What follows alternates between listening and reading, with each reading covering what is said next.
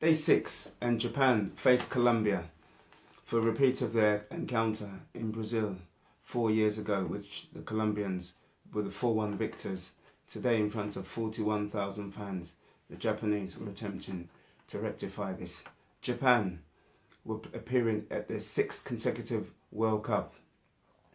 They had reached the second stage on 2 occasions, in 2002 and 2010. Their last win at this tournament was against Denmark, 3-1. It was in Rustenburg. They had only, in fact, ever won 4 games at this tournament. They endured a very turbulent and disjointed campaign, but they were able to top the group 1 point ahead of Saudi Arabia, in fact, who they lost to 1-0 at home. It was the penultimate 2-0 game, the 2-0 win over Australia, that secured their passage to these finals. They became the 3rd team to qualify, behind Brazil and Iran. They were an experienced group of players. They had many players that had appeared in 3 World Cups: Kawashima, Okazaki, Nagatomo, Honda, and the captain Hasabe. A sudden coaching change when the Bosnian Halihodzic was replaced with 70 days remaining was just suggested that things weren't going well. There was no form, and there was issues with the experienced players, in which he dropped some of the influential players, and maybe that was what caused the change, which Akira Nishino, in charge of the Olympics side in 1996, and he was the coach that inflicted a 1-0 and famous victory over the Brazilians. The coach, with 2 games to gather his players and prepare, was things. He hadn't long to prepare his side. Morale was low. There was a very low expectancy from the Japanese public. So there wasn't there was a very low expectancy.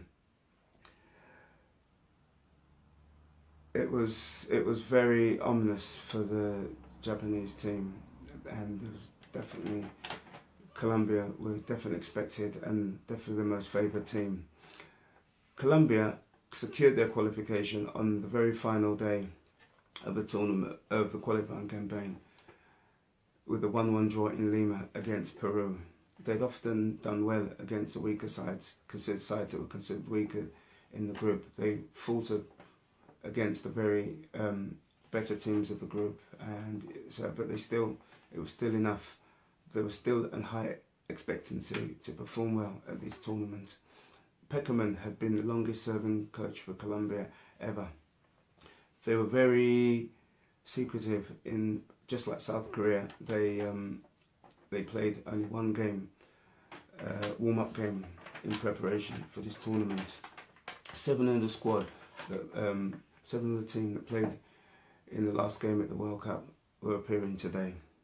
Ospina was in goal, was the most capped player for the team, but unfortunately, their star performer of the tournament in Brazil was unable to recover from an injury.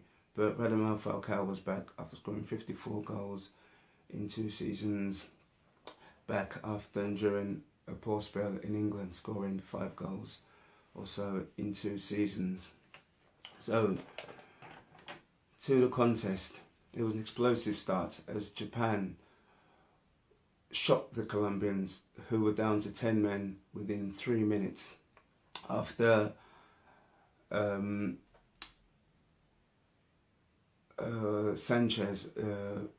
Carlos Sanchez misjudged the ball, and Osako went through on goal. It was unmissable handball, and rightfully the defender was dismissed. And star player Shinji Kagawa, who had played the ball through, strode up and struck the ball into the corner, and Japan were in front. It forced the Colombians into a 4-4-1 system very early on, as Kawashima found himself in the right place to deny a stretching Falcao close in on goal, who was unable to direct it past the keeper. It was a game on now, further in the crowd, with Inu in space. It should have done better after Colombia were caught short and sloppy. It was another exquisite pass from Kagawa. A man down, Colombia, disjointed, were on the ropes, but they slowly cleared their heads and showed an appetite and for a fight back. It was an open game indeed, Japan looking good too. But the pressure was building on their goal. Japan looking to swift breaks on the counter, but lacking penetration in attack, without creating any opportunities. Cuadrado was surprisingly sacrificed for Barrios on 30 minutes as Colombia sought, but there was no Rodriguez. Osako then leapt onto a misplaced pass and from the back pass in the 6-yard box, and he should have done far better than drag the ball away from goal. Similar to his first half chance, his chance earlier in the game, stretching Falcao wasn't too far from directing the ball away from the Kawashima. But the replacement, the person who was in for Rodriguez, Quintero, showed a great ingenuity in his free kick, which apparently it shouldn't have been awarded. Falcao using all his cunningness to get the decision. From the free kick, the Japanese all jumped up and Quintero rolled the ball under the feet of the jumping Japanese, and it just rolled into the corner, marginally going over the line. Like Kawashima protested that the ball hadn't crossed the line, but it was evidently clear that it had been a goal.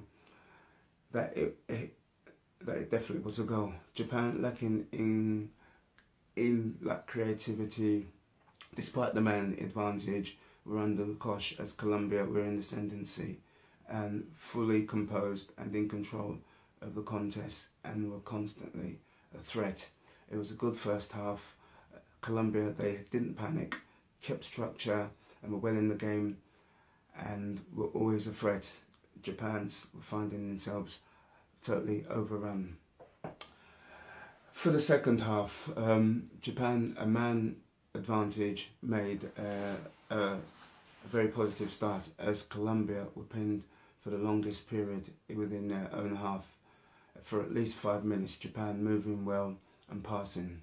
A chance created for Osako, defender. He turned the defender, and his low drive was deflected away by Ospina. Like Colombia were kept quiet as Japan were now dictating possession. Inu, with the second attempt, came inside and he curled the ball, and the effort was pushed out when he could have hit it a bit earlier. Hamas, clearly unfit to start, was brought on to re-establish Colombia's earlier dominance. It gave a lift to the fans, and surprisingly, Quintero, the goal scorer, was replaced. Yoshida with a header and Saka with a drive tried to regain the lead for Japan. It was all Japan now. Nagatomo, very influential. As Colombia were conserving energy and were unable to retain possession. Golden boy Keisuke Honda made an appearance, now playing in Mexico, and he had 32-year-old wasn't in the team to start, and surprisingly Shinji Kagawa, who surprised himself as the one that was chosen, like, to come off delicately poised with 20 minutes remained. It was a very intriguing contest. Saka should have regained the lead, but the deflection took away from but the deflection took the ball away. But fortunately, from the resulting corner, Osaka rose up to guide the ball past a no man's in land or spinner, and Japan had the lead. It came from the most unexpected of sources, a set piece. Japan were ecstatic. James Rodriguez, quite since his arrival, came inside and blazed over the deflection from Osaka, taking the ball just slightly over. Possession remained Japan's, as Colombia were unable to retain possession. As time ticked away. Okazaki, a 50-goal striker in 112 games, came on to replace the hero Osaka. The frustrations grew for the Colombians as a late challenge saw Rodriguez booked, and it was Japan were closer and closer to achieving a surprise victory. 5 minutes of stoppage time were displayed as Colombia were desperate, but they lacked ideas. But Japan stood firm and saw it out. It was Japan had won their fifth game only. They'd only won their it was only their fifth win ever at the World Cup. They were ecstatic. The Japanese fans could never have expected this, as Colombia needed to regroup and pick themselves up for the game against Poland, in which a victory was imperative. Great win for Japan, and well deserved.